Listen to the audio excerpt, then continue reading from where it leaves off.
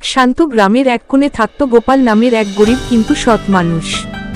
সারাদিন মাটির কাজ করত, রাতে স্বপ্ন দেখত একদিন ভাগ্য বদলাবে। একদিন মাটির নিচে কিছু একটা ঠকঠক শব্দ হলো। মাটি সরাতেই বেরিয়ে এলো একটা পুরনো হাড়ি, সোনায় ভর্তি। কিন্তু গ্রামের এক লোভী লোক সব দেখেছিল। রাতে চুপি চুপি গোপালের ঘরে ঢুকে হাড়িটা পাল্টে ফেলল, ভেতরে পাথর ভরে রেখে গেল। গোপাল অবাক হয়ে গেল, কিন্তু সে কাঁদল না, বরং বলল, শক্তি থাকলে ভাগ্যে একদিন আবার ফিরবে। গোপাল রাজাকে সব ঘটনা বলল। রাজা বুদ্ধি করে গ্রামের লোভী লোকটাকে ডেকে পাঠালেন। রাজা হাড়িটা উল্টে দিলেন, এবার ভেতর থেকে বেরিয়ে এলো আসল সোনার হাড়ি। সবাই অবাক।